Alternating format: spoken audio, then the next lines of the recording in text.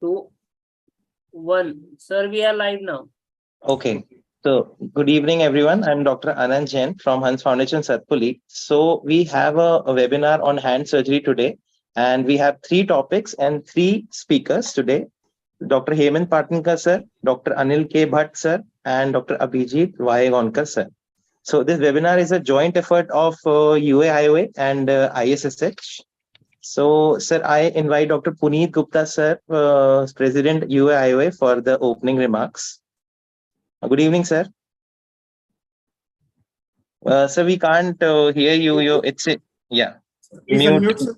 Puneet, sir, please unmute.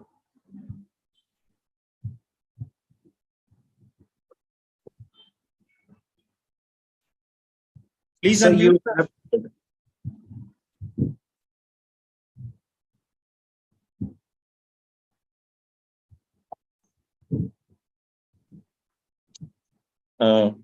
I think, sir, is finding it difficult to unmute. Sir, can you unmute the? It's muted.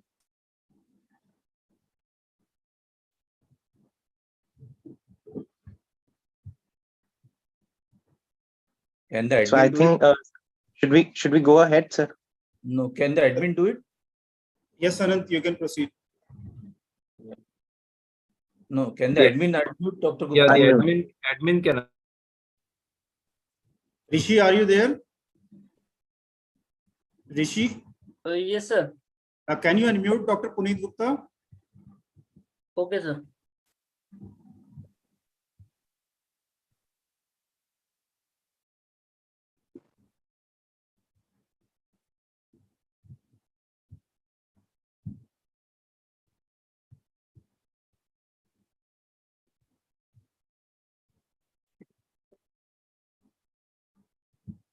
He has switched off the video. Maybe he's trying to log in again, I think. Maybe someone can call him and talk to him. So, good evening, friends. Greeting from Uttarakhand. I am Dr. Puneet Agarwal, Secretary Uttarakhand Orthopedic Association. Today's our 5th webinar this year of our state orthodesis series. So this time we are conducting our webinar with Indian Society for Surgery of the Hand. Now I'm inviting Dr. Anant Jain to proceed further to invite our first speaker, Dr. Hemant Patankar, sir. Thank you, sir. Over to you. Yeah, thank you, sir. So I invite Dr. Hemant Patankar, sir, consultant hand surgery from Mumbai, so to speak on topic PIP joint injuries, how to not miss. Sir, if you can share your screen with us. Yes.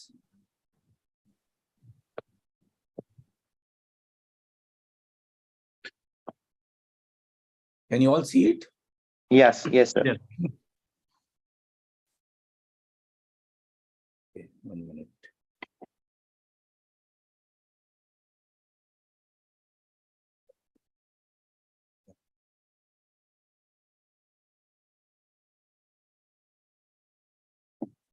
Yes, sir, we can see.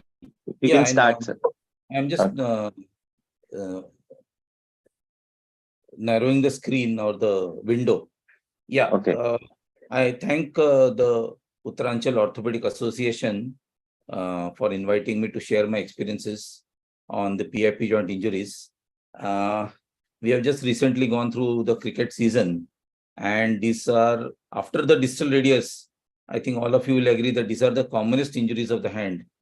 And the problem with these injuries are they are frequently missed for the simple reason. They are frequently missed for the simple reason that probably a proper history is not taken. Everybody says cricket ball or some injury has occurred. The commonest reason of the PIP joint injuries also is cricket ball or some twisting injuries. Currently, bikes are competing with the cricket ball for the PIP joint injuries. You get various appearances of the PIP joint injuries like this. So, but due to constraints of time and what I have been told to be my brief, I think I'll restrict myself to PIP joint fracture dislocations, blunt injuries with the PIP joint, and some talk on PIP joint dislocations. We'll not go through the articular injuries and all that because that is going to be very time consuming. So for PIP joint injuries, one must take a proper history as usual and suspect, depending on the clinical examination, you suspect that there is a problem. And the mainstay of diagnosis or how not to miss a PIP joint injury is the plain X-ray. A plain X-ray is probably the most important thing, as you can see in this example of an orthopedic surgeon. So clinical examination, you can see that there is a bruising, there is one finger which is involved, the finger is not able to flex properly. And you can see multiple X-ray views. The problem which I have seen in practice, or the reason why these injuries are missed, is that X-ray is taken of the hand.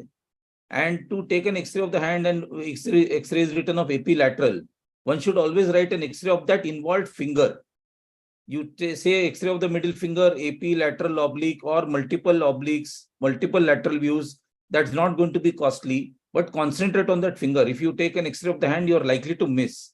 So take multiple X-rays. There is really no need of CT scan. Zoom the X-rays properly, and you can diagnose it properly. Now, this is another case where there is a sports injury. The patient was having minimal pain. You can see hardly there is any deformity of the finger. But the finger is unable to flex, and you can see swelling of this finger. Plain X-rays were taken. Unfortunately, a lateral view was not advised. So the seriousness of this injury, one can obviously, if you see this X-ray in detail, you can see that there is something wrong here, but you really don't know what's wrong with the finger actually. So the diagnosis can be missed by these random views, and you take a dead lateral view. In fact, I asked the radiologist to take two lateral views, one from the medial side and one from the lateral side of the finger, and your diagnosis is perfect. Like this, a dead lateral view is essential for the diagnosis. And you can see that this case, though it looks like a dislocation, is not a pure dislocation, it's a fracture dislocation. Now for this, the treatment is different. You can see that the articular surface of this joint is very intact. And since the patient fortunately is presented acutely, the treatment will depend on the time since injury and the articular involvement. So you can see that sorry, 1 minute. Yeah, you can see that this articular surface is quite really intact, and this volar flake is there. So there is a volar lip avulsion, and which is a dorsal fracture dislocation. So these injuries can be treated by closed means. You may or may not give local anesthesia depending on the patient's pain perception and status. And all these injuries are basically stable in flexion. So the amount of traction that you require to keep these fingers in flexion is variable. It depends on the patient cooperation and how motivated the patient is and how well you understand the problem of the patient. So it all depends on the time elapsed since injury and the articular involvement. Now, like this case, the articular surface was nearly normal. So it will be very stable. So this traction in flexion is, or keeping the finger in flexion for 2 weeks is more than enough. The volar plate heals significantly enough for the patient to start actively extending the finger. And you can see that the patient is able to actively flex the finger, but is not able to actively extend. Okay, no problem. So we want the volar plate to heal. It will always heal in some sort of flexion contracture. And you can see that the articular active extension is not complete. So it doesn't matter. So at 6 weeks, you reassess the patient. You take an X-ray in flexion and extension. You will know that the joint is stable enough. And then if the patient has developed a flexion contracture, which he will invariably develop, you can give a Kepner spring splint initially for intermittent use, and then you use it at night. Teach the patient how to use a Kepner splint. See that there is no vascular problems or no pressure problems at the fingertip, and then you can get a very good result. So basically, it all depends on how well you can maintain the flexion. There are various ways of maintaining the flexion. Like this case, again, you can see that the articular surface is much more involved than that, but still you can see that there is a good amount of concavity here. So there's a good prognosis if the patient has presented early. Even within 8 days, if he presents, you can treat this with traction. Now, in this case, the traction was given in a different way. I currently don't prefer this method because this Velcro can hurt the fingers, and I don't prefer this method. I'm just showing it because I used to use it, but I don't prefer it because the Velcro hurts. You require traction for 15 days and you can have skin problems. So at 6 weeks, there is a flexion contracture. So Kapner spring was given, and that is the result at 3 months. So, however, many times the reduction seems to be stable, but the surgeon forgets to keep the finger in adequate flexion, and then you develop this sort of problem. The patient had a very good close reduction, the joint is very stable, but patient unfortunately does not have further flexion at all. So what do you do in this case? A simple splint has been designed for this, for passive stretching of the finger like this. And you can see that this patient is actively flexing and extending with the splint on. And you can see a very good result. So occasionally you develop an extension contracture of the finger, for which this splint works very well. So now, again, this patient has presented within 8 days of the injury. And this was again an orthopedic surgeon, the same patient which I showed you first. And he refused external fixation, but he also refused open reduction, but he was not sure whether he'll be able to maintain the finger in flexion. So I had to not only do a close reduction of the articular fracture, and I had to put an extensor block pin in this case.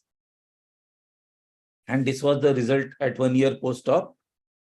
And that is the X-ray at 1 year post-op. Even here you can see that I have taken multiple X-ray views. A single finger X-ray zoomed properly gives you a proper diagnosis and proper picture of what is going on. So now this patient presented at 12 days. Now this is the time between 12 to 15 days where you can be, this patient may require surgery or may require open reduction, may require some other methods, but you can give it a try depending on the status of the articular cartilage. So again, in this case, you can see this AP view, this oblique view. This is not really telling you much. Now this is the lateral view which we took, and that properly zoomed lateral view, you can see, if you can trace the articular surface, you can see that there is a good amount of concavity here. So if you can get a close reduction, you can still manage this without surgery.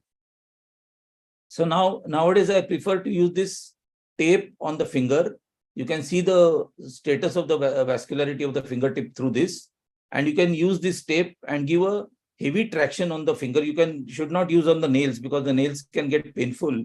So I give a traction on the finger. You stick the tape with tincture benzoin into the dorsum of the finger and maintain it for 2 weeks. Invariably, they will develop a flexion contracture because not only you have kept it in flexion, but there is also an articular injury. And this, you can see this picture at 6 weeks. This is the flexion and extension views. The patient does not have a complete extension, obviously. And then we gave him a Kapner spring splint. Before this Kapner spring, this was the amount of extension he had. And this is at 5 months. You can see active flexion on the X-ray, active extension on the X-ray. And that is the result of the patient after 5 months of the injury. So now this patient presented at 3 weeks. At 3 weeks, unfortunately, close reduction is not possible. This patient presented way back in 2000. And in these cases, I prefer to use a ligamento-taxis method, which you all, I think, have seen me presenting in some or other conferences. And so this is a very simple method. You use a 1.5 millimeter K wire on the middle phalanx and proximal phalanx. Try to go preferably bang laterally. That comes with practice. This was the result of this same patient at 1 year post-op. And this is 16 years post-op of the same patient. And that is the result at 16 years. So actually, if a patient, even if he presents late, if he presents within 3 weeks or 4 weeks, you can get a very good result with ligamento-taxis. Only thing is you have to, while at the time of removal of the traction apparatus, you make sure that the articular surface is very congruent, as you can see in this example.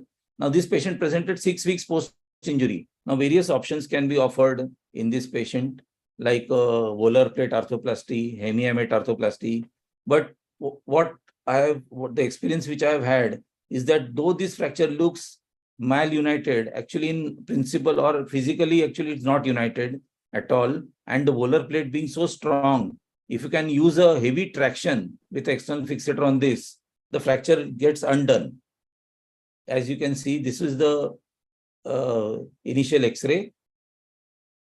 Also, with this method, you have to ensure that the patient does active extension and flexion of the DIP joint. Obviously, you cannot move the PIP joint in this method when this treatment is going on. It lasts for about 4 weeks.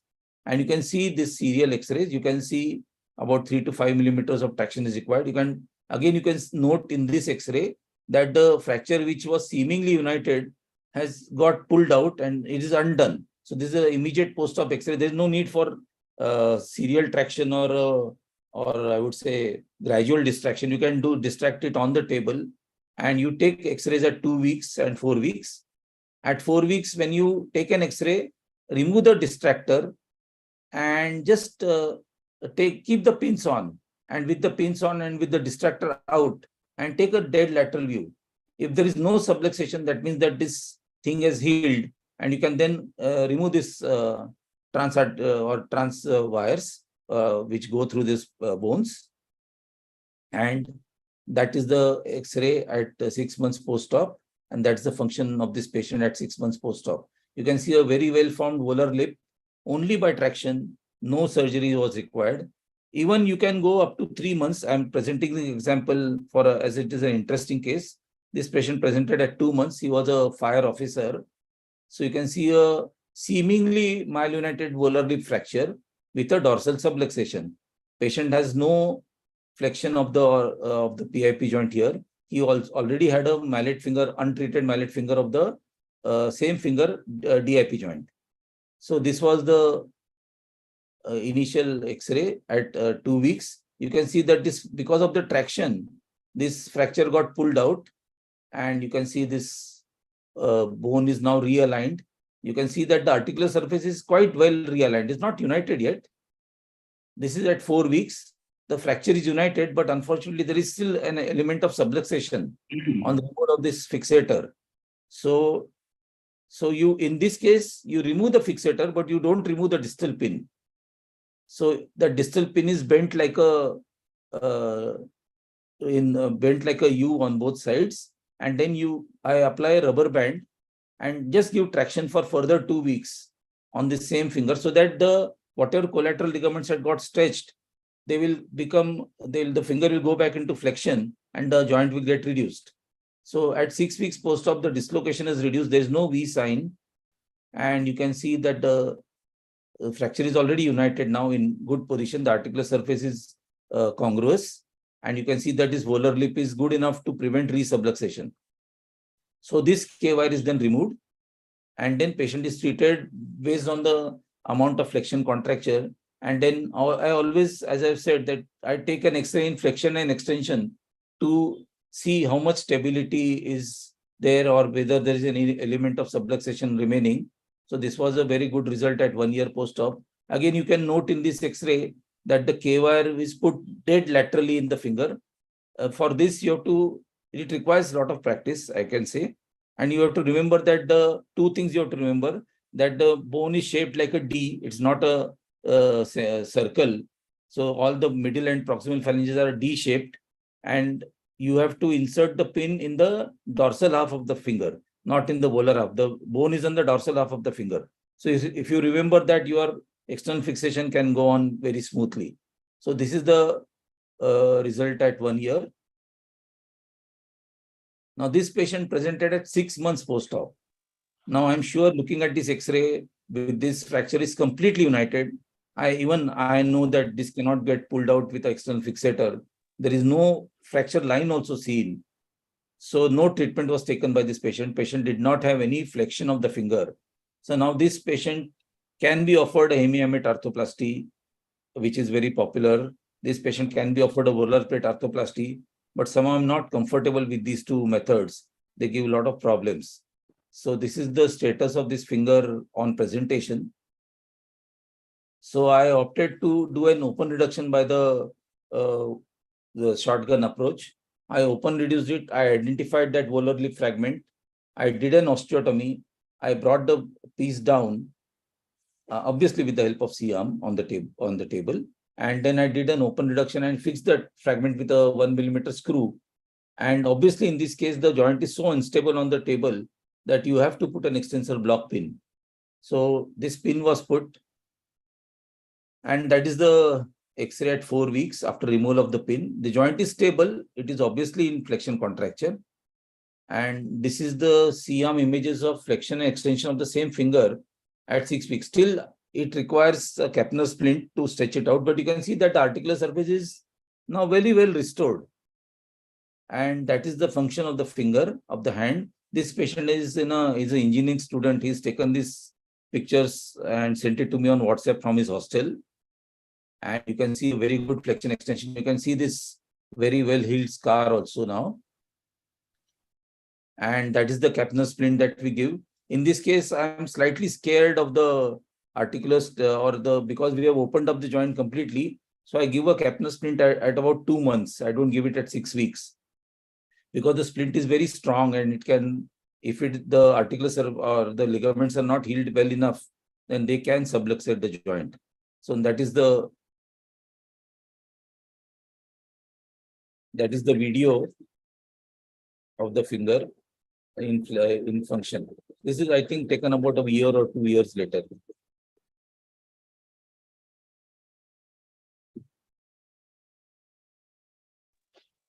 So now we come to another very common injuries of the PIP joint, and that is the blunt injuries. Now here these injuries are very tricky actually.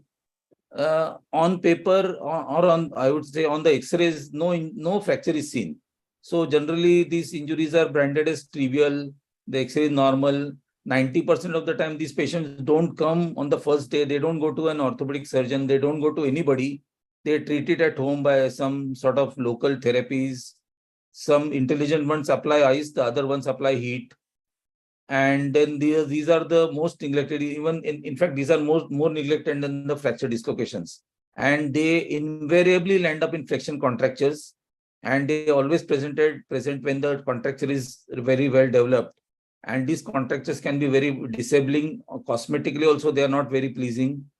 So now this is one example which patient presented fortunately to very early. And you can see that this patient has got full flexion. The very fact that they have got full flexion, most of the time they don't take treatment because of that. They just regard this swelling as insignificant or this injury as insignificant and they don't treat it. But if you take a dead lateral, you can see that swelling. And this swelling means that the joint, there is some hematoma or some collection in the joint and this extensor is going to be weak. So these injuries, these fingers are likely to or most probably going to develop a flexion contracture. So the simple thing is to apply a dorsal gutter splint. You need not have a ready-made splint like this. You can even make it locally, as I'll show you in the next example. So ice fomentation, NSAIDs, and splint the finger in extension for 2 weeks. If you are very sure that there is no fracture. If you are very sure that there is no fracture, splint it in extension for 2 weeks and ask the patient at the same time to do DIP joint exercises like this. This is another example. There was a fracture here, but this fracture was undisplaced. The finger is essentially stable. So this patient also can be treated like a blunt injury. You can see a swelling here. So again, this patient also is at the great risk of developing a PIP joint flexion contracture. So you make a local splint like this. I'll show you how it is made. And you take a syringe and just cut a 20 ml syringe can be cut into 3 parts. And 1 part can be used with padding as a splint. You can see that the patient is doing DIP joint exercises. And that's the splint syringe. And that is well padded and applied on the finger. Now, invariably, as I've said, these patients present late and they have no fracture. The red lateral view also shows the finger having no fracture, but it is in flexion. So how do you know whether this patient is going to respond to a splint or not, or whether he's going to require surgery or not? So in this case also, there is no active extension. Flexion is always full. So patients are sometimes reluctant to take treatment. So the best or the simplest test is just try to passively extend the finger. If the passive extension is painful like this, that means that this patient is going to respond to a splint. You have to have 2 types of Kapner splints ready, one with a medium temper and one with a hard temper. So you use a Kapner splint in this case. They will respond very well. They'll stretch out. You have to teach them. You have to give NSAIDs. You have to teach them how to apply the splint intermittently, then apply it continuously in the night for some time. And they develop very well. And they have a very good result. And that shows very good recovery. but I prefer to use a precautionary splint for 3 months, at least in the night, so that they don't have a recurrence of contracture. That's very common. The contracture can recur if you are slightly, if you are not cautious enough. So now this is an example, another example I have just to highlight how neglect of these injuries can result into a horrible contracture. This was a doctor who neglected. There was no injury. There was, you can see, no bony injury. He had injury to the middle finger. He did not take, he did not splint it in extension, passive splinting in extension. You can see this injury in January. In February, the finger started flexing, but still he is not following the orders. And in 3 months, this was a uncorrectable flexion contraction of the PIP joint. And he had to undergo volar release and followed by splinting, and which ultimately had a good result. So the same example, delayed presentation, this patient presented after 2 years. At this time, when he presented 2 months, he was passively correctable, but he removed the splint. And at 2 months, 2 years, he presented with a severe contracture. Cosmetically is not acceptable. Socially, functionally also is not acceptable. He cannot do anything with the hand, for which I do this method. You do a release of the flexor sheath and the volar capsule, volar plate, if necessary, volar capsule. Like this, you go on the volar side, you identify the flexor tendons here. Then you identify the sheath. Most of the cases, you don't require to see the volar plate, or you don't require to see the attachment of the volar plate on the neck of the proximal phalanx. Most of the time, the culprit is the flexor sheath, which is very tight. So in this case also, you can see that the tendons are retracted. This is the flexor sheath. The flexor sheath is identified. Now this is a magnified image. The flexor sheath is identified, and what you do is just cut the sheath here. You can see that the flexor sheath is cut on this side. The digital vessel is on this side, so it is very safe. So just cut the flexor sheath, retract the extensor flexor tendon on the other side, and cut the sheath on the other side also.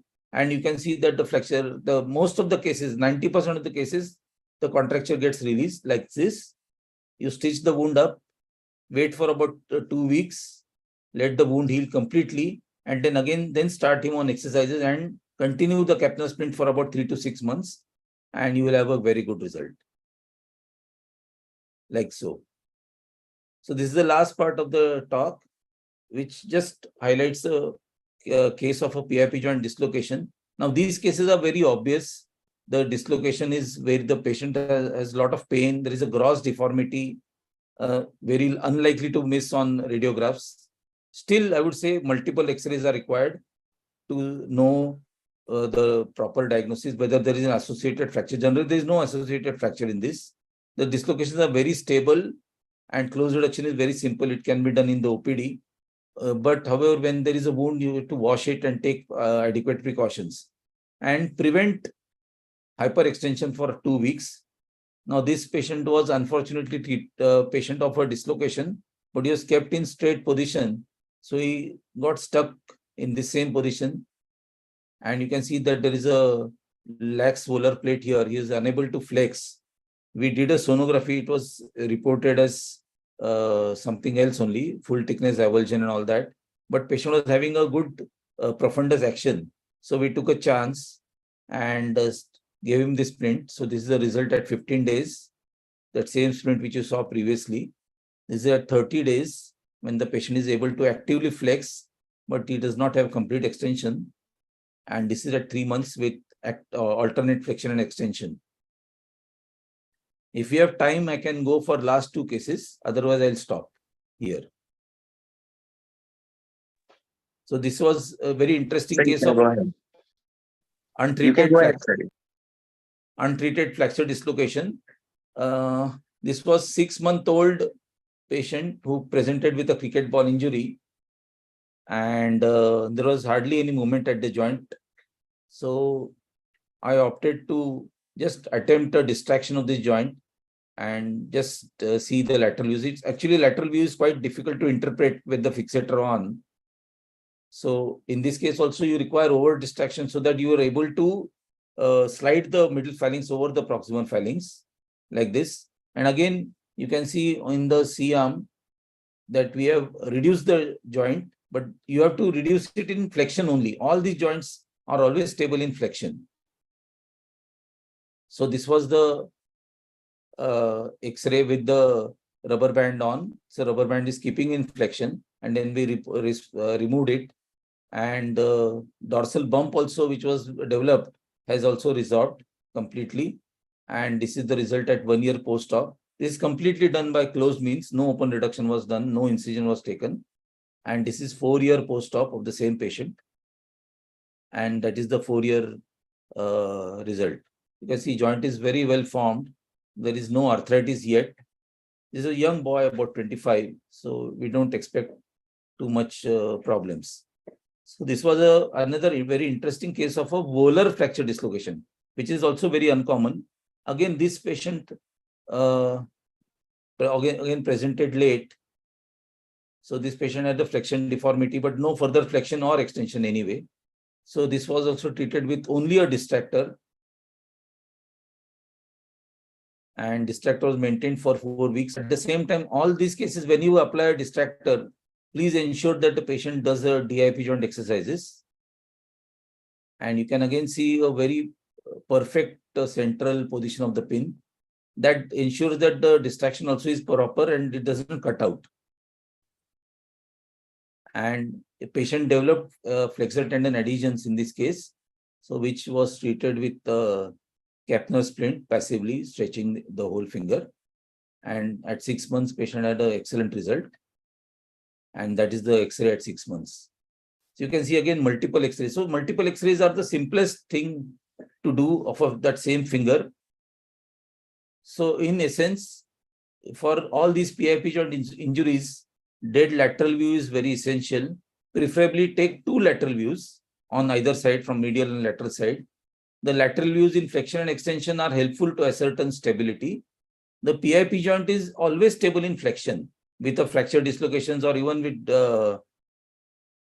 dislocations. So they are always stable. So how to give the traction, it depends on what method we are used to, what convenient this thing. Nail traction is good for very stable joints. Otherwise, you can give finger strapping as I've shown with a tape, or in uncooperative patients, you can use an extensor block pin, or with the dislocation or the fracture is sublux or the dislocation is subluxating. So if the joint is subluxating, you can use an extensor block pin. The PIP joint contracture is inevitable due to the flexion, and the flexion contracture can be treated with the Kapner splint. So 2 splints are required, basically a dorsal gutter splint and Kapner splint. If you master these 2 splints, I think all your PIP joint problems are over. The volar leaf fragment in a fracture dislocation, though it seemingly seems to be united, can be pulled out in most of the cases with external distractor. Open reduction gives good results in late cases. Alternatives are volar plate arthroplasty and hemate arthroplasty. The PIP joint contracture in blunt injuries should be prevented with a dorsal gutter splint. I thank you all for your attention. Thank you, sir, for such a wonderful presentation. So I'll directly go to the next topic as we have passed excess of time.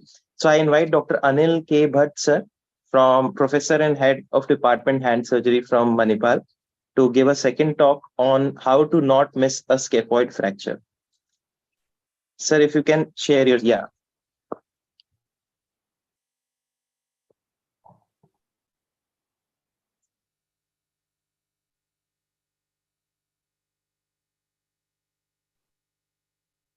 Is my screen visible? Yeah, yes, sir. Okay. One second.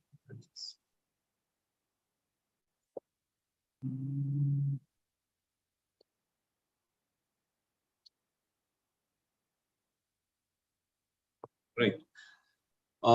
Thank you, organizers from Uttaranchal Orthopedic Society, and especially Ruchit, for this opportunity.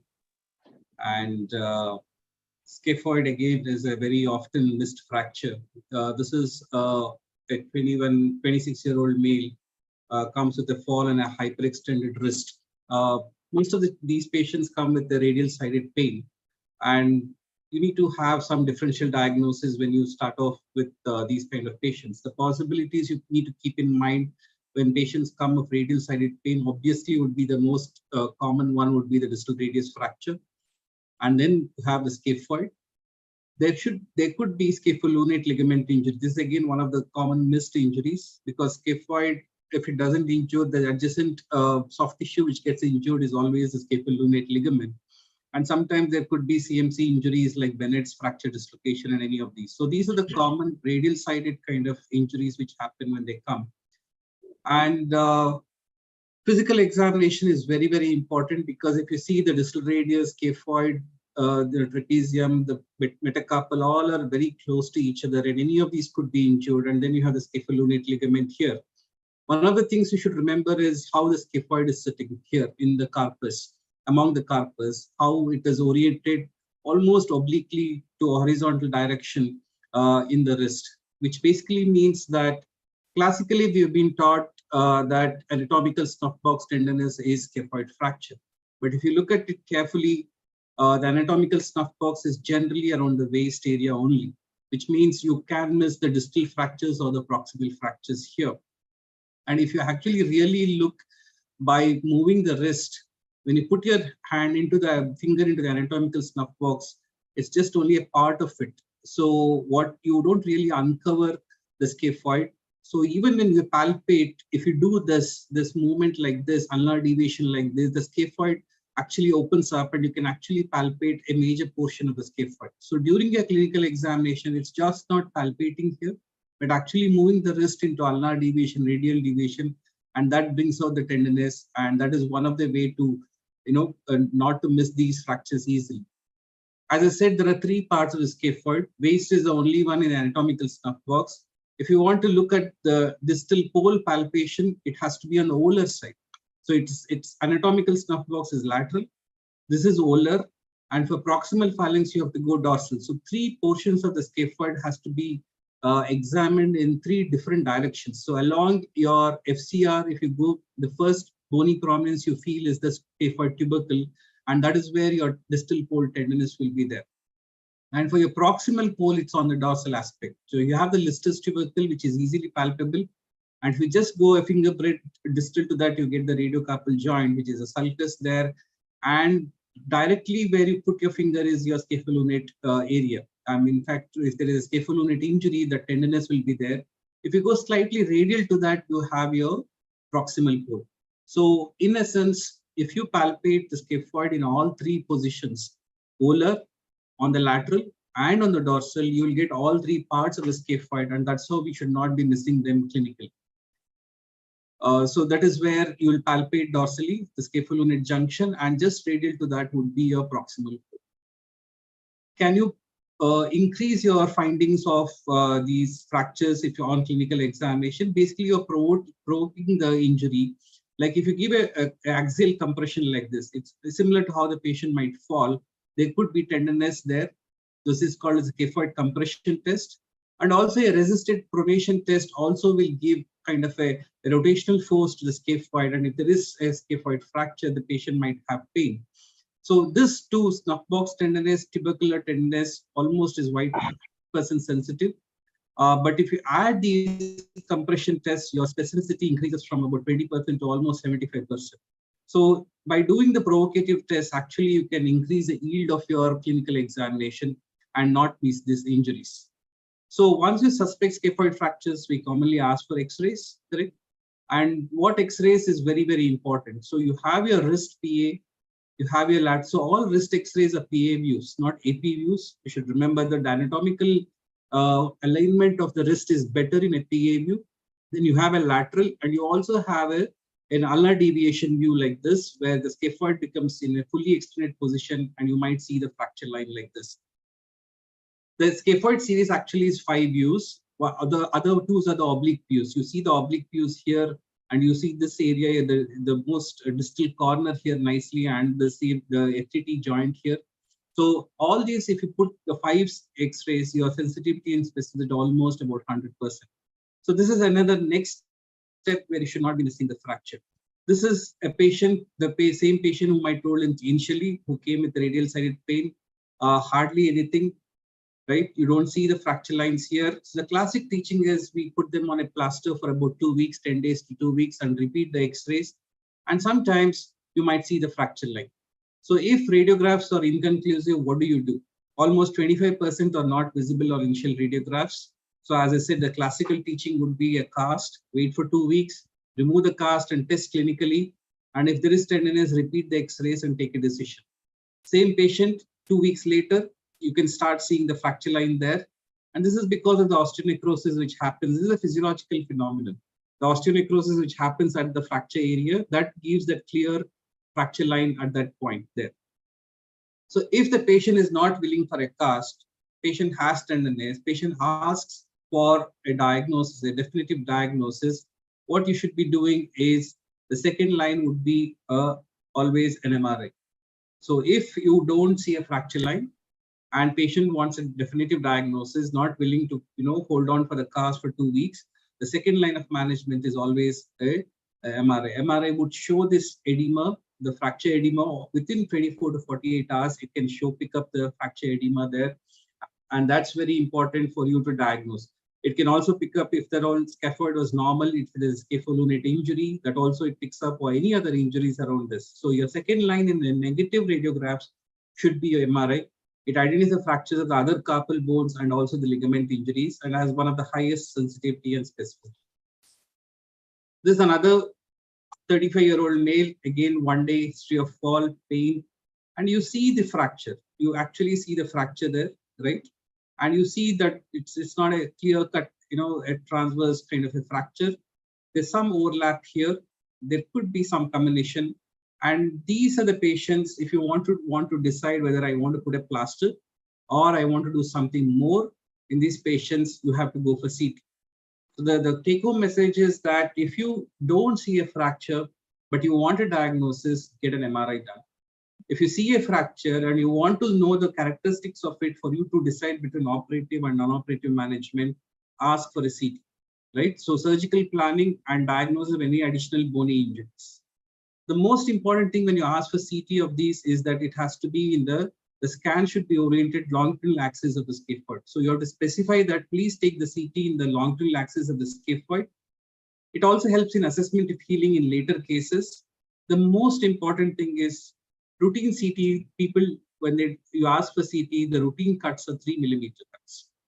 The radiologists or even the, wherever you send them for CT, they take a 3 millimeter cuts. Here, scaphoid is a smaller bone. You might just miss the fracture area, so you need to take 1 millimeter cuts in these patients. Only thing is sometimes it's difficult to diagnose occult fractures if you do CT as a first line. So CT will tell you the combination. CT will also tell you the gap. So as I said, to diagnose X-ray negative cases, you need to be doing MRI. And if you see the fracture line on X-ray, and to decide on surgery versus conservative treatment, you will have to get a CT done with that 1 millimeter cut. So this is about how not to miss these, both clinical examination and your basic X-rays and advanced imaging. So these are the 3 steps. You'll have to do it in a proper way so that you don't miss these fractures. But once the fracture is diagnosed, the dilemmas start: which ones to treat non-operatively, which ones require surgery, what is the method, what is the implant.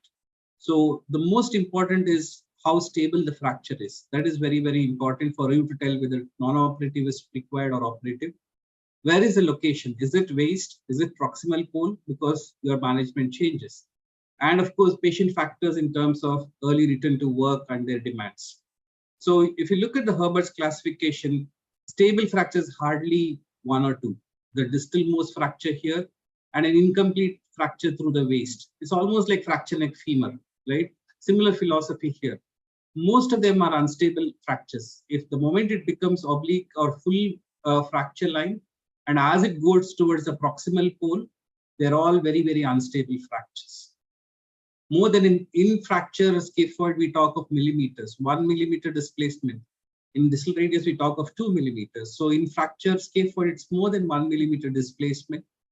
If you draw this angle between the two poles, two fracture fragments, it's called the intrascaphoid angle. More than 35 degrees is unstable. Any bone loss combination, all proximal poles inherently are unstable fractures. There's no role for plaster and conservative management in this. And of course, if there is a DC alignment because of perilunate fracture dislocations, they're all very unstable fractures. So your closed treatment works when it is stable and it is non-displaced. And we know the cast immobilization with the classic glass holding kind of position to prevent displacement. You need to maintain the immobilization long enough for healing, generally between 6 to 8 weeks. So this kind of a thumb spiker cast for 6 to 8 weeks. Sometimes you might go to 12 weeks. You might have to tell the patient that you might extend the cast if they're not healing. Especially you need to ask their history, smokers, and people using tobacco. Definitely the healing is always delayed. So always document it. As a surgeon, you should be asking that and documenting. And sometimes we might put a long arm cast for a non-compliant patient. Wrist in neutral position, IT joint can be left free. Almost up to 93% union rates are seen as long as they are stable and non-displaced. If it is unstable or displaced or comminuted, you would require operative management. And you have to think about or talk to patient also what they want, especially young patients, active patients, athletes, patient with high demand occupation, and who want to go for early kind of range of motion. Percutaneous fixations, open method, arthroscopic assisted. And sometimes even in acute fractures, we might use bone grafting. KYs are still used, very proximal pole fractures, open injuries. Otherwise, generally we go for a headless kind of a cannulated screws here. The percutaneous fixation, I think all of us should acquire that skill of doing it, especially for scaphoid fractures. It is a biological kind of a fixation because you don't open the fracture site, and it's always used in stable fractures. But if you can reduce the fracture, then you can still use that. And the entry, generally, volar approach is used. Very difficult to get the central axis of the scaphoid, especially with the trapezium being there. So you'll have to dorsiflex this completely so that you get access to the scaphoid as much as possible. And difficult to get a central axis from the volar approach here. So this is how you do a percutaneous fixation. This is how you draw the axis of the scaphoid in the AP view like this along the axis. You keep a wire there, you draw the axis. And again, in the lateral, you keep the wire like this. And so the entry point is basically where the meeting of those two axes happens. So that is where the point is. You can use a 14 gauge needle like this. And actually that will act as a kind of a sleeve for your guide wire. Or even freehand you can do once you're comfortable with it. So this is how you need to check both in all the directions. You should make sure your guide wire is in the central axis as much as possible. So this is the most important step because after this everything happens over the guide wire. So sometimes you can screen and make sure you see that the wire is completely inside the scaphoid in the 360-degree view. That's very, very important. This is the most crucial step for your percutaneous fixation there. And once that is done, everything happens, as I said, over the guide wire. So spend a lot of time there to master this and don't go in with repeated drill holes there. And once that is done, make a small incision there. That is where your drill goes over that. Just spread the soft tissue with an artery forceps there. And then you take the measurement with this measuring device. And generally what we do is we minus almost 4 to 6 millimeters here because the scaphoid is completely covered by cartilage, both proximally and distally. And there's a fracture gap also. So don't use the same measurement, minus it by 4 to 6 millimeters. And based on that, you take that. After your drill, this is the compression, it's called the compression sleeve, and you fix the screw there onto that. And once you do that, this screw will go just about 2 millimeters outside it stays and just about compresses the fracture site. So that is what it is. And once that is done, there's another screwdriver here. This is one particular instrument set I'm showing. There's no conflict of interest there. So this is the other screwdriver where you have these 3 markings here. So this first one is where just the compression screw I put the screw. This yellow mark means it has just gone flush with the scaphoid, the pole there, distal pole, and the red one says it's 1-2 millimeters inside the scaphoid. So that's how it should look. And again, check in both PA and the lateral views. So This is one technique I mean, the younger surgeons should definitely master this. Open techniques, when you can't reduce by closed methods, and especially in combination, volar approach is used for distal third or midwaist fractures, and it's very useful to correct the humpback deformity. And we know that as a blood supply comes from the dorsal aspect, so volar approach is good and it gives a good visualization, except that you're cutting through the capsule, so it might cause some scarring and some amount of stiffness there. This is the classic volar approach, a hockey stick kind of an incision or a J-shaped incision here. A small, this across the crease, you don't cut it right across the crease, you make a small bend there. And this is through the FCR tendon sheath. So this is the FCR there, and that is the FCR sheath. You cut through the FCR sheath here and go distally. And then what you do is you cut through the capsule through and through to enter the joint. So you retract the FCR here at this point and just cut through it. So there is a capsule here, this capsule, make a single cut. There are different types of incision. There is a plastic and so many other things, but it's easy to suture. There's a straight incision here. And once you're going, you're straight onto the carpus there. And you'll see the scaphoid underneath this. So you're just stopping at the distal edge of the radius articular surface here. So once you see that, you see the scaphoid there, and you can see the fracture site at this point. So that is your scaphoid, and that's a scaphoid there, and you can see the fracture site there. The rest of it is the same, like your open injury. I mean, the percutaneous thing, you pass your guide wire there over that, and you check again clinically and under C-arm, and then the drill goes in, and then that is the screw. Right. So the rest of the steps are same, except that you're seeing everything is seen openly there, and you can check the scaphoid, you can screen and check. And then the capsule is closed nicely so that you get a good closure and you can start mobilizing the ring. This is another patient. If you see, this is a proximal pole fracture, inherently unstable. So you don't put them on a cast and wait, because most of them don't go for union here. They're very small fragments. The blood supply is not good. They're intra-articular. There's a lot of stress because there's a longer lever arm. So they're all both displaced and undisplaced are unstable and require fixation. Dorsal approach is advisable for proximal pole, because that is where you can put it in a central axis like this. Only thing is the wrist needs to be hyperflexed and it can cause humpback deformity. Okay. There are many techniques, again, percutaneous or mini open. So this is the dorsal approach. This is, you flex the wrist like this completely, and you will see the end-on view of both the poles like this, the distal and the proximal pole. That is where your entry point is at this point. And then you put in your guide wire here. Only thing is now the wrist is bent here, so you can't take a lateral view. So what you need to do is to come out here and get the wire in flush to the dorsal aspect here, and then you can extend the wrist and get the lateral view to check your guide wire here. Whether it is the central, you can put another wire as an anti-rotational wire, and then the screw goes from the proximal aspect to the distal aspect like this. Okay, and if you don't get that entry point, you can make a small incision here, a mini open. You can visualize the proximal pole here, and then do the rest of it the same way. Measure and then put the screw here. You'll get a very small cartilage defect like this at this point.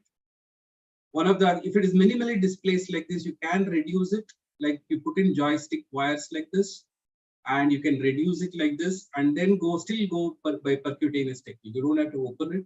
So you reduce it like this now, and then still you can do the percutaneous technique like this. Sometimes we use an arthroscopic assisted. I'm sorry, it's not playing.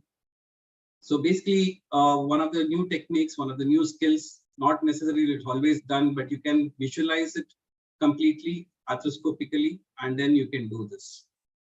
So should we fix all acute fractures is the question. So one of the mid path is an aggressive conservative. See, so all undisplaced fractures, we put them on a cast.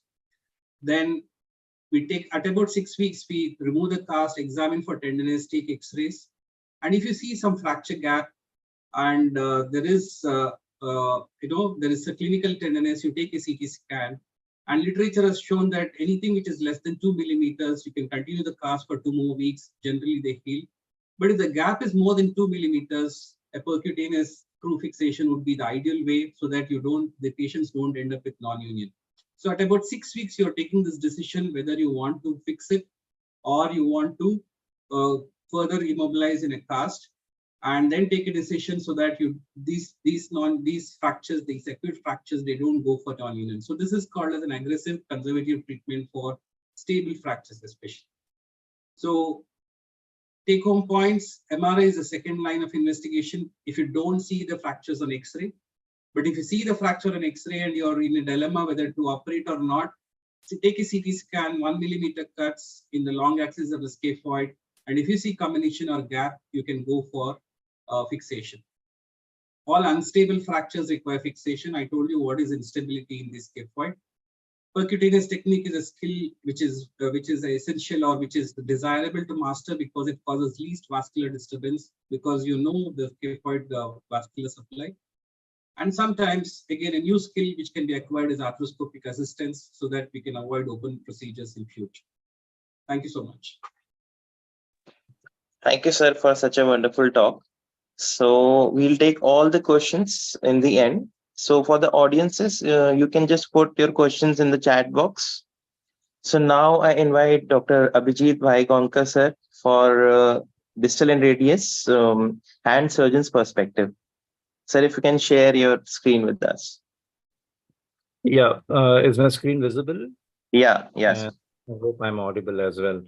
Yes, so thank you once again. I would like to acknowledge and thank the Uttaranchal Orthopedic Association leadership, as well as the ISSH and the IOA for the opportunity to be a part of this webinar. And my task today is to talk about distal radius fracture, the hand surgeon's perspective. And I do not have any conflict of interest regarding this presentation. Do I do it any differently? Am I any different from my orthopedic surgeon colleagues or anyone who does distal radius fractures? Is it any difference in philosophy? I won't claim that, but as a hand surgeon, perhaps there's a little bit of more attention and mindfulness of soft tissue dissection, and this is what I would like to share with you through this talk. And then the scope of this talk would be to recognize fracture patterns and identify those that require fixation. So another disclaimer is that not all fractures would require fixation, but those that we deem as unstable are the ones that would require fixation in a manner that is reliable, reproducible. So we'll try and identify the classification systems and apply them.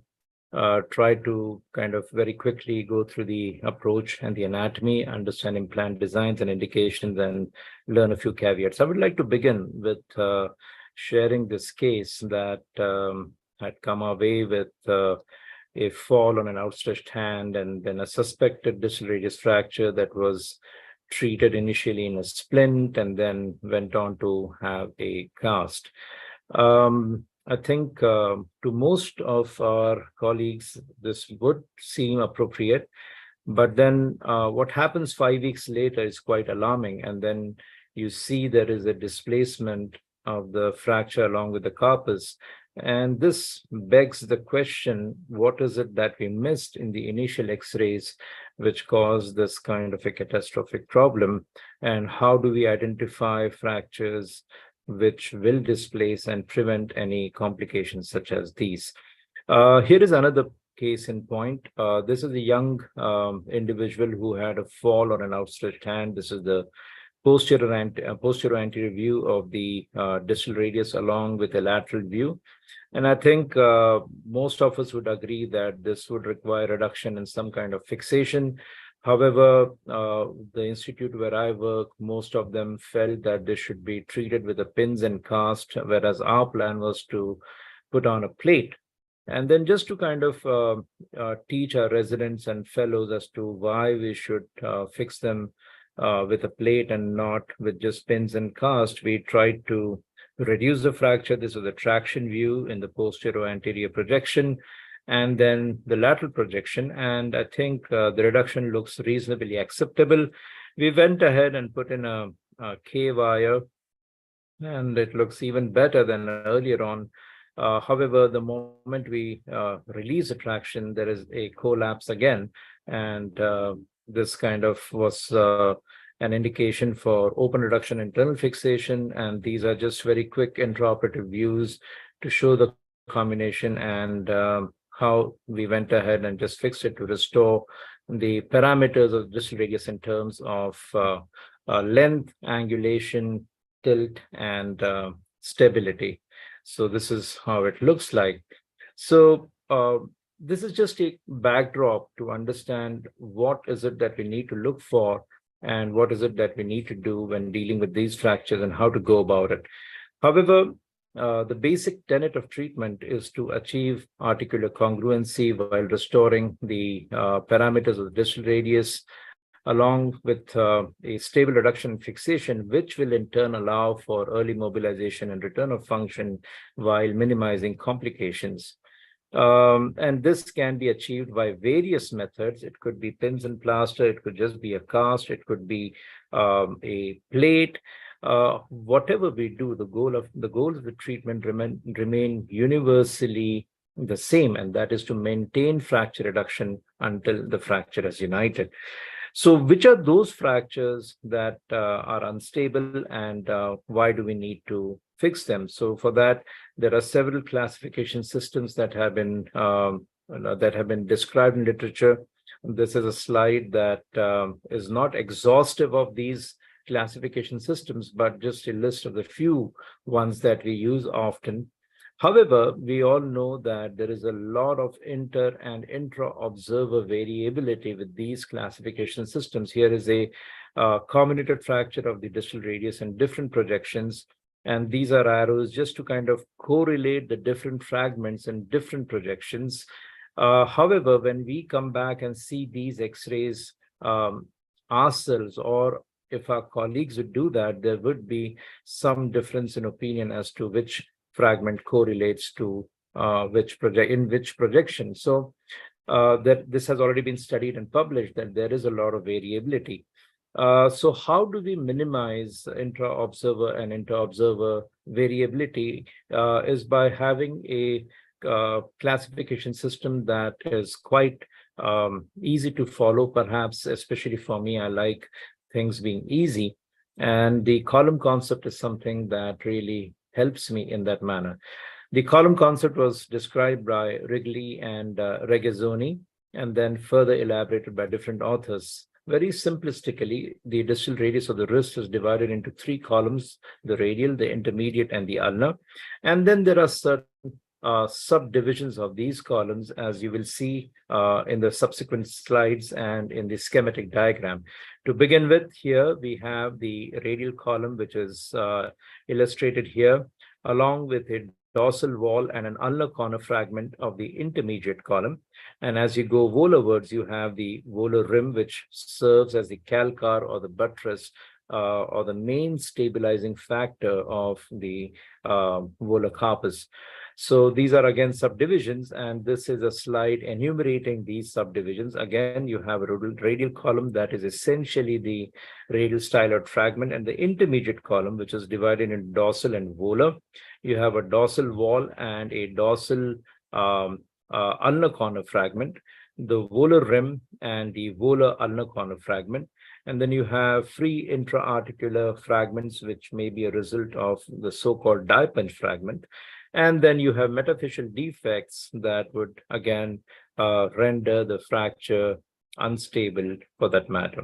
And then as you move ulnar, you have fractures of the ulnar column, which could just be a styloid fracture. It could be very well be a metaphyseal or a head fracture of the styloid.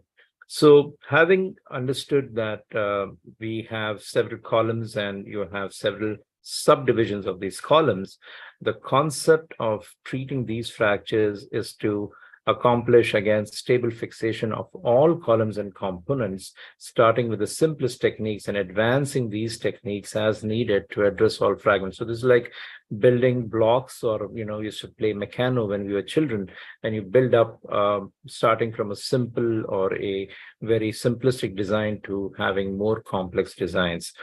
So again, the surgical treatment principles are universally the same.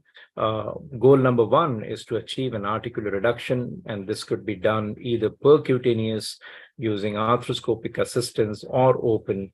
And while you do this, the goal is to restore the radial length, the volar tilt, and the radial inclination, which is stable and will allow for early range of movement. So here is a schematic diagram as to what this column concept is all about. On your left top corner of the screen is a fracture that involves only the volar corner or the volar rim of the radius. And this is a very typical tetrahedron fragment. Note that the dorsal column is intact while the radial column is also intact. So these are fractures that are called as tetrahedron variants, which is in the corner. The characteristic of this fracture is that it involves not only the radiocarpal joint, but also the radioulnar joint. And therefore, a good reduction along with stable fixation is mandatory in such fractures. This is illustration number 2, wherein you have now some further combination, wherein you have a large we have a large radial corner fragment or a radial column fragment along with the ulnar corner volar fragment. So this would obviously require a separate fixation other than fixing the ulnar column per se, because it is not possible to get all of these fragments through one single plate.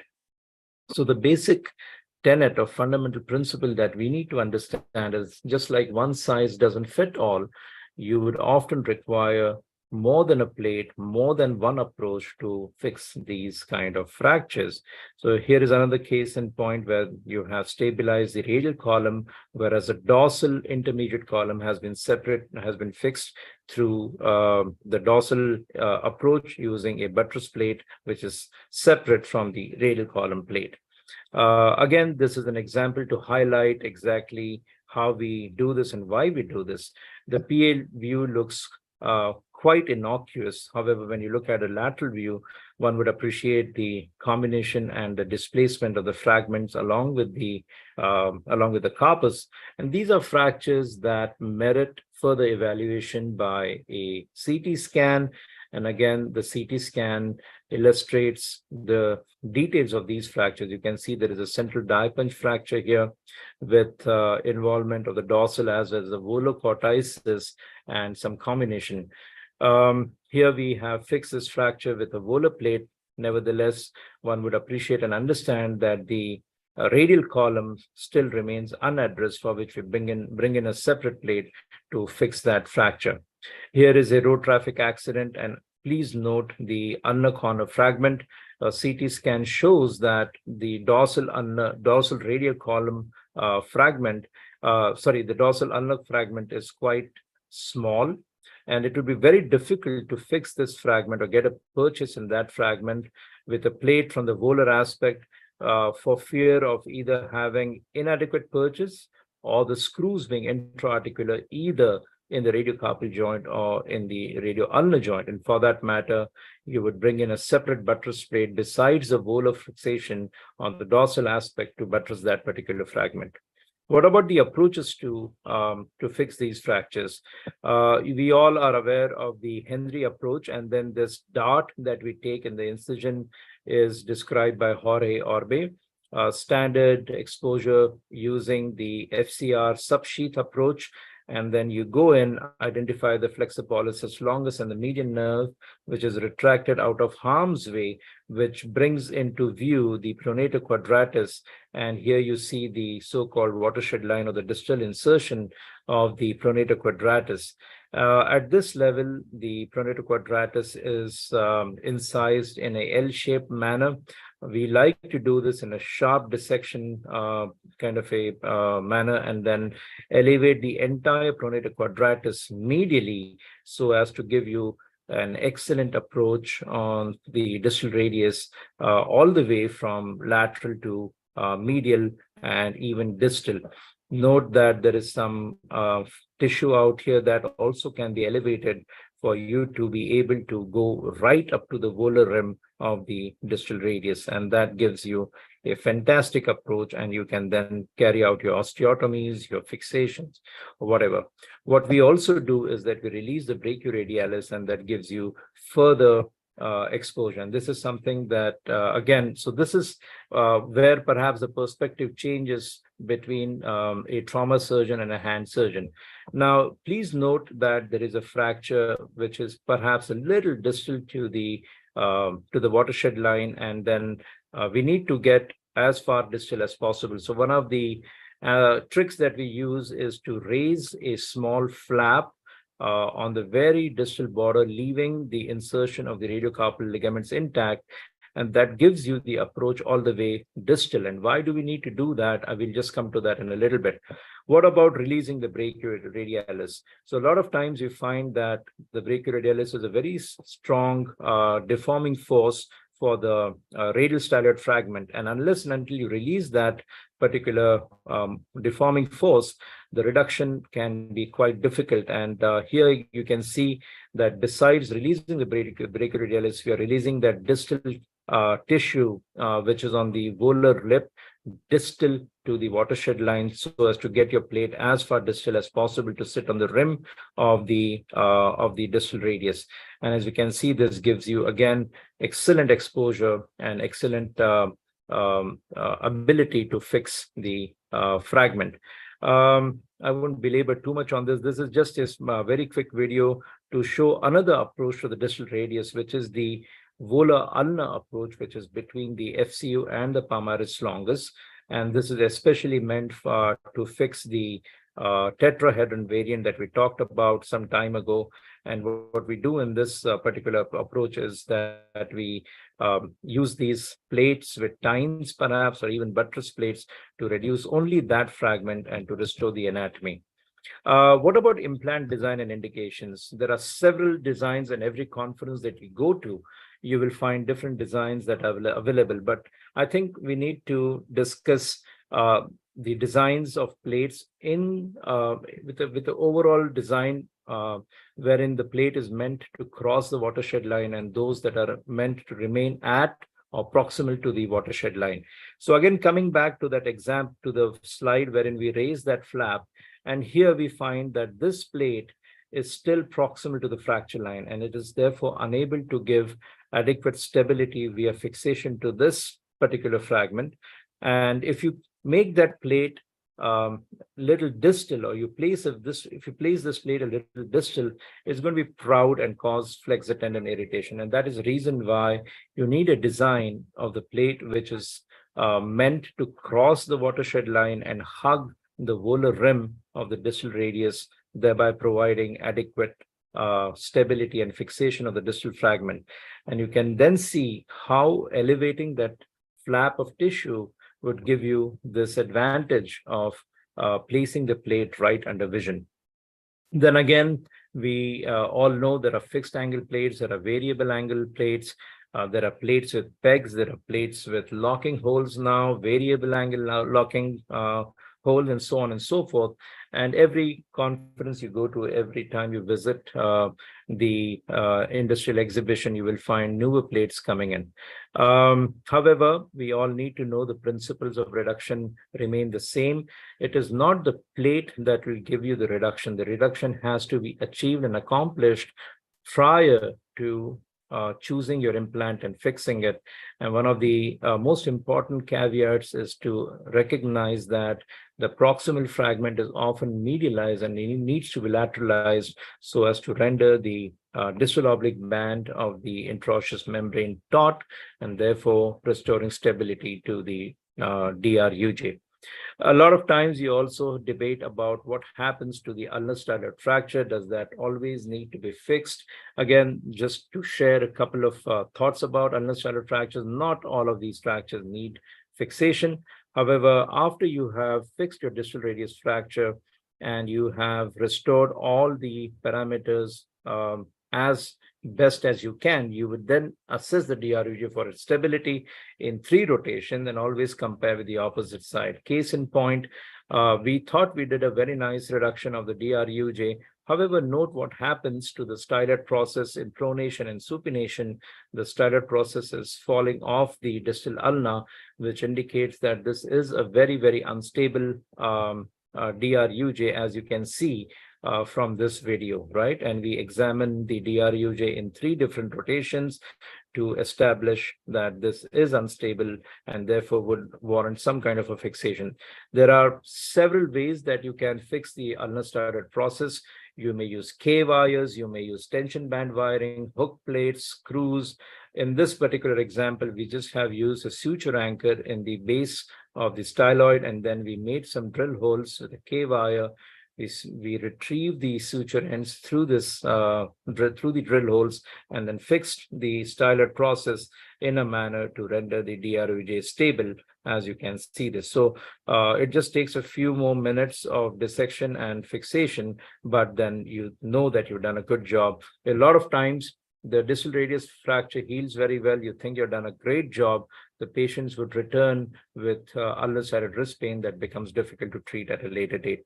But in closing remarks, please know that the distal radius plate is not an easy thing. And you need to train, you need to understand the design, you need to understand the indications, and know that there are several complications that may arise from or a non-judicious use of this plate. And there are several, few of them have been listed here. I won't belabor too much on this. I'm sure many of you have seen these complications: flexor tendon ruptures, extensor tendon ruptures from screws that project beyond the dorsal cortex, intra-articular screws, malunions, and so on and so forth. One way, or one of the caveats that we use to look at the screws, whether they are projecting dorsally or not, is the Hoya or the Dernick view, wherein you get a tangential view and you make sure that your screws are well within the cortex. Here, for example, the screws look well within the dorsal cortex, but the moment you take the Hoya view, you will find that the screws are over projecting. These are very, very dangerous and will cause extensor tendon ruptures, so you need to be careful. Again, just to kind of highlight the nitty-gritties of fragment-specific fixation, the CT scan puts into account the very distal nature of the fracture. Again, 2 different implants are used to fix this fracture. One radiological nuance that I think is important for us to know is to understand the anterior-posterior distance of the distal radius. In the normal situation, males have about 20 millimeters, females have 18 millimeters, and any increase in this lunate facet ratio will signify an impending distress. So coming back to the first X-ray, if you look very carefully now, that there is an increased AP distance, and that is the reason why the nascent volar Barton fracture displays at a later date. Again, to just very quickly recapitulate what happens if your implant, which is designed to stay proximal or at the watershed line, crosses the watershed line, you have an implant that is proud, that will for sure cause flexor tendon irritation and ruptures at a later date. So be very careful in the choice of your implants. Do not use plates that are going to cause problems that are very difficult to manage at a later date. I think your first chance is the best chance to avoid these complications. One caveat or one trick to avoid extensor tendon complications is to perform an unicortical drilling and then measure the screw length and keep the screw length about 75% of the total length, so as to prevent overprojection. These are extremes. So this is just to highlight what should not be done. For example, this was a volar Barton to begin with, but the plate was applied dorsal. I need not speak too much about this X-ray. Dorsal fixation of distal radius is also something that I think each and every one of us should know. And I think most of the orthopedic surgeons shy away from using dorsal plates for several reasons. thinking that it causes extensor tendon ruptures and irritations, but it would interest you to know that volar plates are responsible for more extensor tendon ruptures than dorsal plates themselves. So if you keep your dissection careful, if you follow the basic tenets of fixation, you will not have any complications. We like to wait for a week or so for the edema to settle down. This allows for better visualization, and the technique is that of a midline longitudinal incision. We identify the EPL and exteriorize the EPL, go through the base of the EPL, and then elevate the second and the fourth extensor compartments very sharply. And then we reduce and fix the fractures with or without bone grafting. This is a very quick video to help illustrate the technique that I just talked about. This is a CT scan. You can see most of the volar cortex is intact, and it's mostly a dorsal combination. This is a dorsal midline incision. We like to preserve as many veins as possible while we elevate full thickness skin flaps on either side of the incision. And what we like to do is identify the extensor pollicis longus. And the way that we do that is usually there's a hematoma in the EPL sheet, and then you incise the sheet, you free up the EPL and exteriorize it, while you then sharply elevate the second extensor compartment and the fourth extensor compartment of the distal radius. You also release the brachioradialis through this incision now, so that it allows for ease of reduction of the radial styloid process. A lot of times you would find there is a trap door on the dorsal cortex that you can use to reduce or elevate the impacted fragment, intra-articular fragment or central fragment. And the way we do it is pretty much akin to elevating a proximal tibia fracture, which is incarcerated. And this is just a C-arm view to show or to highlight exactly that fact. And then we go ahead, get your ileoceras bone graft, and then you fix with different plates per your fracture anatomy. So in summary, distal radius fracture will continue to challenge us. We need to understand the failures of fixation. We need to have proper case selection and understand that it is not the hardware, but the surgeon who will make up for the outcomes for our patients. With that, I thank you for your patient listening and the opportunity to be here with you. Thank you. Thank you, sir, for such a wonderful lecture. Thanks. So I request our panelists to go ahead with any questions if we have to the faculties. Yeah, please go ahead, Dr. Dhawan. Sir, my question to Dr. Hemant, sir.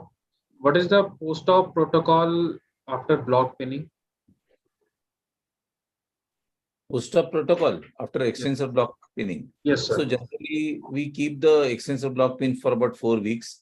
The pin is inserted, it should be inserted very carefully right in the midline of the thing. I don't prefer to use a pin in most of the in some cases. You must have seen the pin going from the dorsal part of the metacarp of the proximal phalanx and going into the opposite cortex of the on the volar side. I don't prefer to use that. I prefer to put a pin intramedullary because I believe that that pushes the middle phalanx more forwards and prevents any sort of joint incongruity. Post-op protocol, another important thing is you have to keep a dressing there because the pin has to be kept subcutaneously for easy removal. You can make a hook of that, but I find that sometimes the hook just engages into some sort of gauze piece or some clothing and it comes out, the pin comes out. So nowadays I don't make a hook. I just cut the pin flush under the skin, or sometimes we keep it above the skin, and I remove it at 4 weeks. And when the pin is on, and if you have used it only as a reduction tool or to maintain it, I encourage the patient to do as much active flexion as possible. Obviously, extension will not be possible with the pin on. You have not talked about the plaster in James position after PIP joint dislocations or fractures. So I think you have talked more about splints. Plaster? Yes, sir. I didn't understand. What is the role of plaster in these cases? After, After suppose after dislocation, can we generally use plasters for about 3 weeks? So you have not talked about plasters. So is there Plaster is not useful because you are likely to miss the problem. You are likely to miss the injury. So I don't use plasters. I use either splints or tapes or something because I have to have a control on the finger. With the plaster, I don't have any control on the finger. So I don't use plasters for, especially for PIP joints. Yes, sir. Thank you. Sir, in one of your case, you show that after opening the PRP joint, you close the wound in 2 stages. Close the wound in 2 stages? No. No, in the single stage, you close the wound. Yes. I just showed that in that was the opening for the flexion contracture. So I just showed how the flap falls in place and then we take a sutures. But many times, remember one thing, that if the PIP joint has been in flexion for a long time, I always warn the patient that post-operatively you may not see the finger straight because the flap may not cover the whole finger in the extended position. So many times you have to keep the finger slightly flexed, suture the wound, and then when the wound heals, you gradually again passively extend it, either initially with a short splint and then with a Kapner splint. I always suture the finger wounds in one stage only and with a single skin suture only, no subacute sutures. Many times it becomes tough to close the wound because of swelling. So you keep the finger in flexion because you know that you have done the correction. You know that you have corrected passively the PIP joint. You cannot.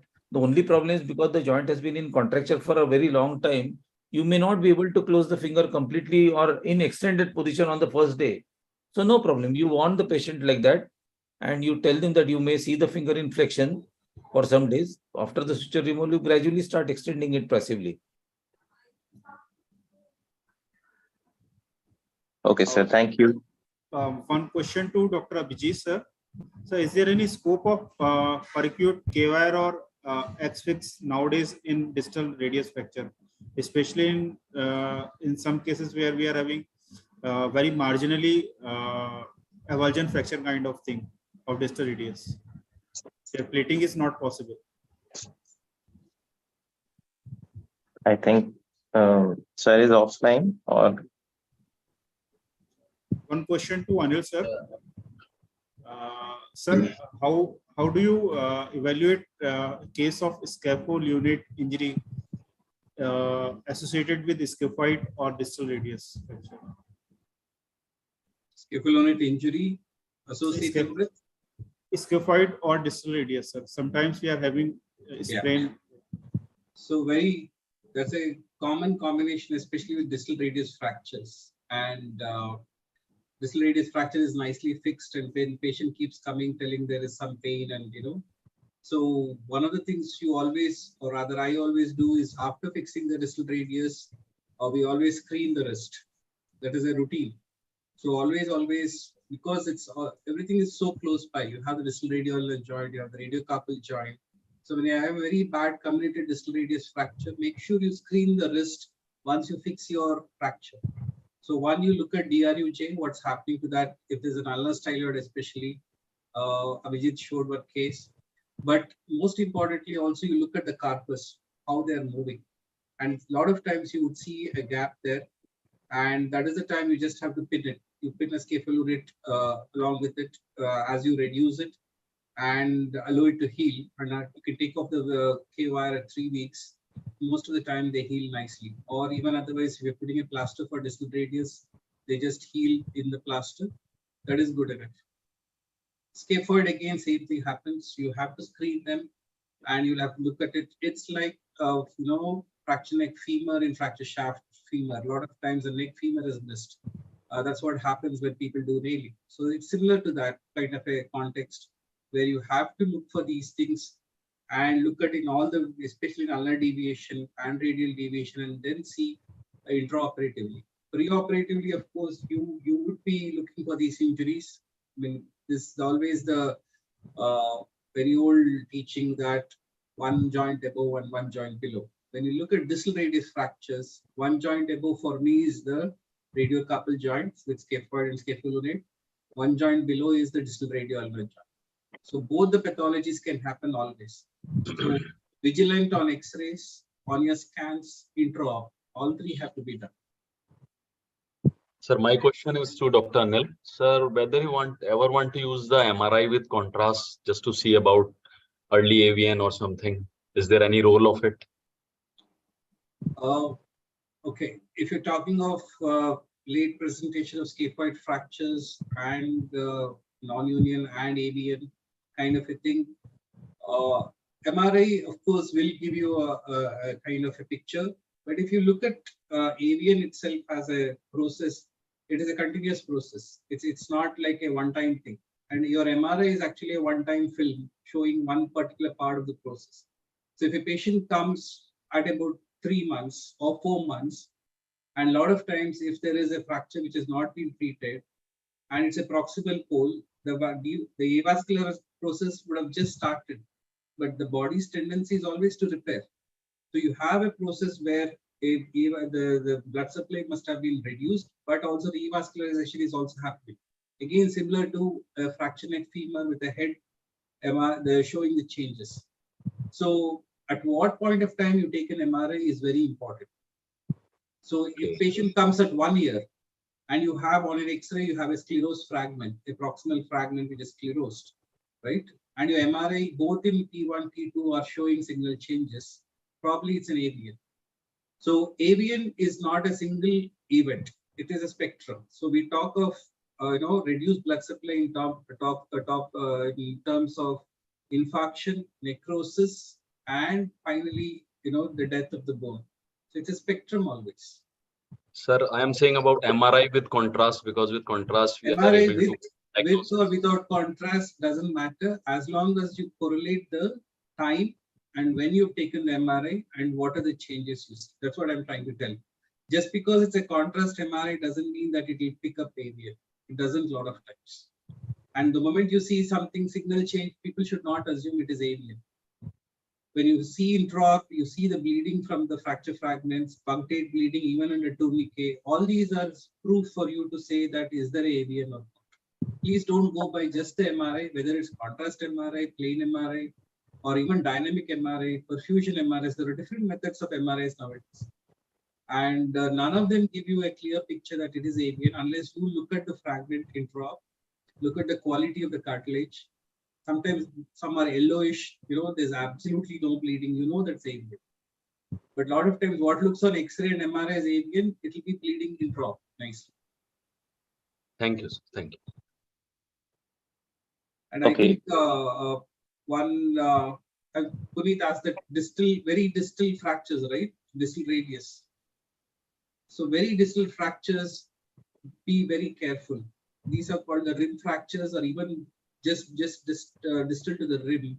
They always cause carpal collapse, late carpal collapse. So don't take them lightly. Don't use K-wires at that point of time. Very distal shear fractures, these are called very shear fractures. They always end up in collapse of the carpus.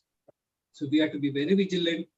Don't put them in a plaster. Make sure you take a CT. You see the axial cuts and you see the sagittal cuts, and you see that it's the most distal part of the rim which is fractured. And they take the carpus by 3 months or even 1.5 months, they come with the collapse, or rather subluxation of the carpus. So we have to be very careful in those situations. And you have to use a rim plate if available, or even you can use a very distal plate, but then you can use sutures through the plate into the capsule and hold those fragments. Sometimes they're all powder, nothing else. You'll have to push it and then buttress it, and then make sure you take some sutures through the capsule and hold it. So these are the ones which will always cause late carpal collapse, subluxations. Thank you, sir. Okay. Thank you, sir. Now I request Dr. Puneet Agarwal, sir, Secretary UAIOA, for the closing remarks. So it is an honor to have the opportunity to express my appreciation to all. I am grateful to the esteemed delegate of the webinar for their presence. I extend my sincere thanks to Dr. Hemant Patankar, sir, Dr. Anil Bhat, sir, Dr. Abhijeet, sir. Thank you, sir. I am also thankful to all our panelists, Dr. Anant, Dr. Praveen, Dr. Ganesh, Dr. Saurabh, and especially to Team Ortho. Thank you, sir. Good night. Thank you, sir. Good night. Good night. Thank you, Good night. everyone. Good night. Bye.